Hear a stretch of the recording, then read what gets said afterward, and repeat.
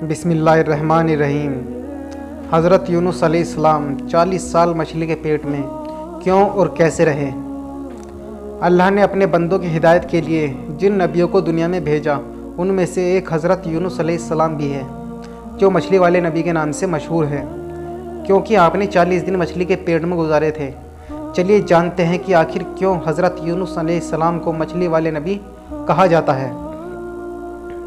اللہ نے آپ کو لوگوں کی ہدایت کے لیے نبی بنا کر بھیجا۔ اس وقت آپ عراق کا ایک شہر نینوا میں نبی بن کر آئے، مطلب اللہ نے آپ کو نینوا شہر کے لیے نبی چنا۔ آپ کا کام تھا لوگوں کو ہدایت دینا، انہیں ایک اللہ کو ماننے پر راضی کرنا اور بت پرستی سے ان کا دھیان ہٹانا۔ آپ نے آپ کے شہر کی بستی کے لوگوں کو ایک اللہ کی عبادت کا پیغام دیا اور بت پرستی کے لیے منع کیا، لیکن وہاں کے لوگوں نے آپ کی ایک بات نہیں مانی اور انہوں نے آپ کو بہت پریشان کیا۔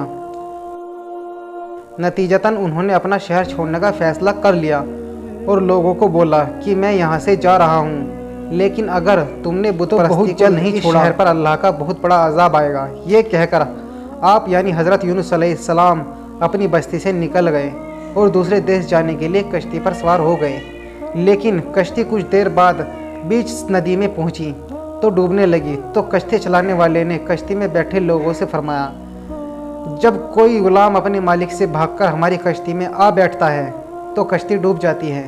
کیونکہ آپ حضرت یونس علیہ السلام بھی اللہ کو بتائے بنا اپنے شہر سے بھاگ نکلے تھے۔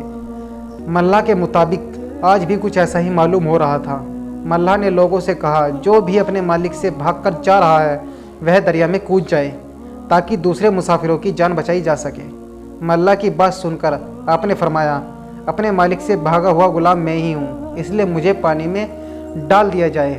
آپ نے کشتی پر سوار سبھی لوگوں سے واپس کہا کہ میں اللہ کے حکم کے بغیر ہی اپنے قوم والوں کے ستم سے تنگ آ کر اپنا وطن چھوڑ کر کہیں اور جانے کے لیے نکلا ہوں۔ اتنا کہتے ہی آپ پانی میں ڈال دیے گئے۔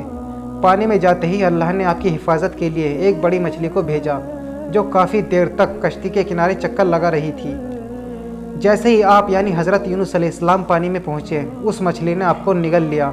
اللہ نے مچھلی سے فرمایا، جس کو تو نے نگلا ہے وہ تیری روزی نہیں ہے، بلکہ میں نے اپنے نبی کو تیرے پیٹ میں اس کی حفاظت کے لیے پہنچایا ہے، انہیں کوئی نقصان پہنچنا نہیں چاہیے۔ چنانچہ آپ 40 دن تک اس مچھلی کے پیٹ میں رہے۔ اللہ مچھلی کا پیٹ اس طرح کانچ کی طرح صاف کر دیا تھا کہ آپ مچھلی کے پیٹ میں رہتے ہوئے بھی سمندر کے اندر کی ہر چیز دیکھتے اور اللہ کی تسبیح بیان کرتے رہتے۔ آپ مچھلی کے پیٹ میں رہتے ہوئے تسبیح پڑھتے رہے۔ اس تسبیح کی برکت سے اللہ کریم نے آپ کی ساری مشکلیں آسان فرما دی اور اس کی بدولت آپ کو 40 دن تک ہر وقت سکون ملتا رہا۔ مچھلی کو اللہ کی طرف سے حکم آیا کہ جہاں سے تو نے حضرت یونس علیہ السلام کو نگلا تھا انہیں وہیں جا کر اپنے منہ سے نکال دے۔ اللہ نے فرمایا، اب میں ان سے خوش ہوں۔ وہ یعنی حضرت یونس علیہ السلام اللہ کے دیے امتحان میں پاس ہو گئے تھے۔ اللہ کا حکم پاتے ہی مچھلی نے آپ کو کنارے پر اگل دیا۔ اس کنارے اگر بت پرستی یہاں کے لوگوں نے نہیں چھوڑی تو اس شہر پر اللہ کا بہت بڑا عذاب نازل ہوگا۔ آپ نے اس گوالے سے فرمایا کہ کیا ایسا ہوا تھا؟ گوالے نے کہا کہ جب وہ شخص یعنی حضرت یونس علیہ السلام جب بستی سے رات کو نکلے تو اگلے دن پورے شہر میں بادل چھا گئے تھے اور چاروں طرف دھواں ہی دھواں ہو گیا تھا۔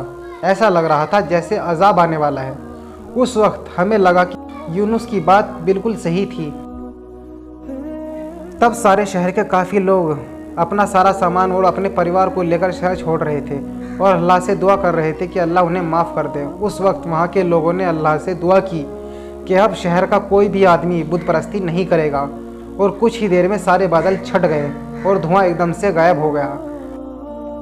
مطلب اللہ نے وہاں کے لوگوں کو معاف کر دیا تھا۔ یہ سن کر آپ حضرت یونس علیہ السلام نے گوالے سے فرمایا کہ جس یونس کی تم بات کر رہے ہو وہ میں ہی ہوں۔ یہ سن کر گوالا آپ کے قدموں میں جھک گیا اور آپ سے معافی مانگنے لگا۔ اس طرح آپ واپس اپنے شہر کی طرف لوٹے۔ اس کے بعد آپ نے وہاں پر اسلام کا پرچم لہرایا اور وہاں کے سبھی لوگوں کو ایک اللہ کی عبادت کے لیے بتایا۔